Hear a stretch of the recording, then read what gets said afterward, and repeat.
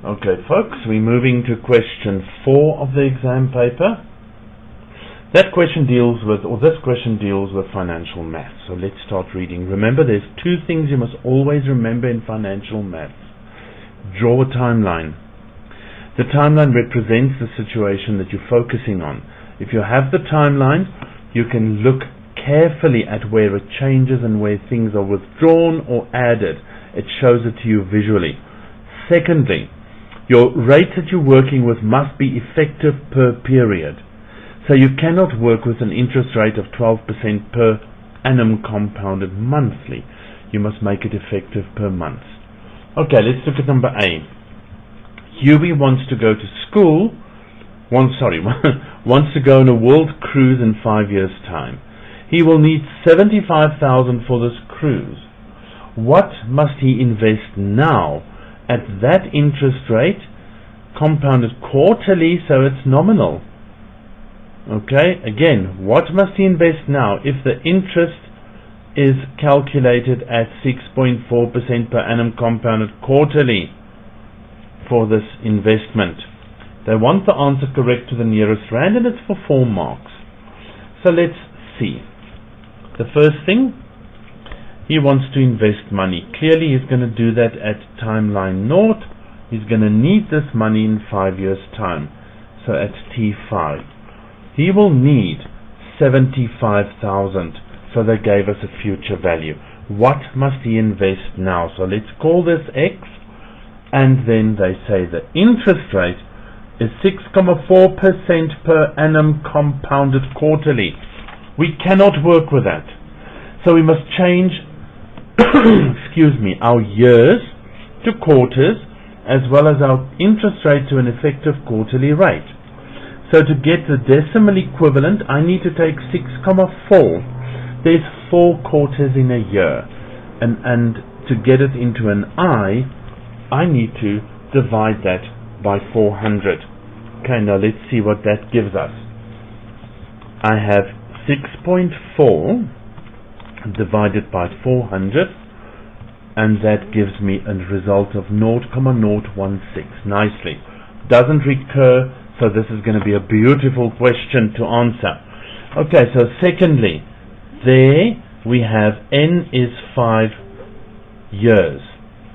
We have 5 years, 4 quarters per year, so N will be 20 quarters. Very important to change the rate, number 1, and number 2, the periods and the rate must be the same. So my future value will be my present value 1 plus I to the power N. It's compound interest because they said per annum compounded quarterly. Okay, the future value is 75,000, which is the present value X.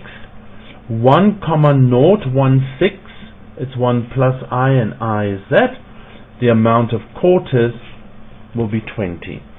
So to get to X, I need to take 75,000 and I need to divide it by 0.16 to the power of 20. Now let's quickly do that. I have 1.016 raised to the power 20 gives me that. I'm going to turn it around because I need to divide by it. Let me do that again. 1.016 to the power of 20 gives me that answer there. I need to turn it around, and it gives me that. Then I multiply it with 75,000, and my result there is a beautiful 54599,30. Now they said correct to the nearest rand. The nearest rand is 599. Okay, so this is therefore 54599 to the nearest rand, and there's the result. Okay, that's the first part. That was not that difficult. We just had to remember 2 things, the rate and the period change. Let's look at question B. Question B says the following. Huey's brothers, Louis and Dewey, it's the 3 of them there, I suppose, also want to go on the same cruise. and they will need 150,000 for their trips. Okay, in order to help them, Uncle Donald makes a payment of 30,000 immediately into another holiday fund. Very important. That holiday fund has an interest rate of 6% per annum compounded monthly. I would suggest, folks, you'll see what I'm doing. I'm reading the question first and then I go and summarize, just to get a global view of what I'm working with. 2 years later, another 60,000 is placed into this fund, and a year after the final investment, a year later, a final investment of 30,000 is made. So there's 3 different amounts paid into the account. Notice the amounts aren't equal. Okay? Showing all your working determine if there is enough money at the end of 5 years to pay for their trips, for the other 2. Okay, that's important, and it's a 5-mark answer. So let's go back. T0. They need, at the end of this period, they need 150,000 for their trips. Uncle Donald makes a payment of 30,000 immediately. Okay, let's go. And this has an interest rate of that. We'll come back to that now. 2 years later, so at timeline 2, he pays in another 60,000. So let's deal with these first. Okay, and then a year after the final investment, which is here, at timeline 3, he pays in another 60,000. Okay, so what do we want to know? They ask us, a year after this loss is placed into the fund, and a year after the final investment of 30,000 is made. Okay, so there we go. This is not 60, sorry, that is 30. Okay, be careful when you read. So, there's my timeline. Now let's go back, and they say they want this in 5 years' time. So at T5, you want that future value. Let me just get rid of that one. Okay, so let's see, what do we have? Here we have, for the first payment, the fund charges an interest rate monthly. So here, R1 will be 6% per annum compounded monthly for the first part. Okay? 2 years later, another 60,000 is placed into the fund, and a year later, after the final investment is made of 30. Okay, so it seems like nothing has changed in terms of the interest. So we're lucky. We're very lucky. So we need to find the I value here, make it per month compounded monthly. Is the 6% divided by 1200. Divided by 12 to make it effective, divided by 100 to turn it into a decimal. So that gives me 0.005 for I. So I have my I value throughout. Now remember, these periods changed. There's 2 years, and 2 years is 24 months. There's another year there, so that period was 12, and then that money stayed in the account for another 2 years, which is 24.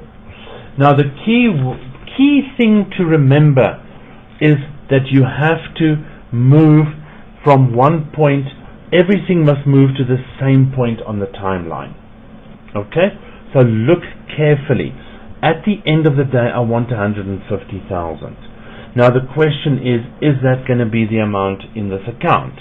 So we know that's what we want, so let's calculate the future value. Everything needs to move to timeline 5. So the future value of this investment will be this 30,000 at 1 plus I. Now 1 plus I is 0.005 for a period of 24 months. There's no interest rate change.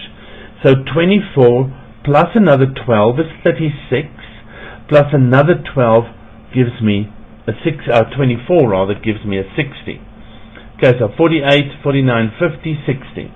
Then to that we need to add what happened to 60,000. 60,000 went forward at the same rate, 0.05. for 12 months, and then for 24. So that went forward for 36 months. And then the last 30,000 went forward at 1,005, the same interest rate there, or the decimal equivalent of it, for 24 months. Okay, and that's it. Now the question is that going to be more or less than 150,000? So let's see.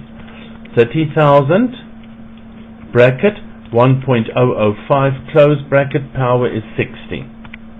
Okay, get out of the power, plus 60,000, 1, 2, 3, multiplied by 1.005, close bracket, power is 36, get out of the power there, and then finally the last term, which is plus 30,000 over there, multiplied 1.005, close the bracket, the power is 24. Let's hold sums. Ha! 146,018. 146,081, 1294. Okay, they didn't ask us particularly here to take it to the nearest rand, so we're just going to take it to the nearest cent, which is 146,081,13. Now clearly, folks, they need 150,000. Okay, so this is not enough. If you want to be smart, just say they are short. Let's subtract 150,000. There's a shortfall of 3,918 and 87 cents. That's what they still need to be able to afford this trip. Okay, now folks, for both of these, your interest rates had to be effective, number one, and number two, the periods have to match the period where you're going to charge interest. So if you charge interest semi-annually, your periods have to change to semi-annums. Collectively, these two together was for 9 marks. The first one was for 4, and the second one was for a beautiful 5 marks. Make sure, financial maths is not difficult. Make sure that you are okay and that you don't fall into the traps.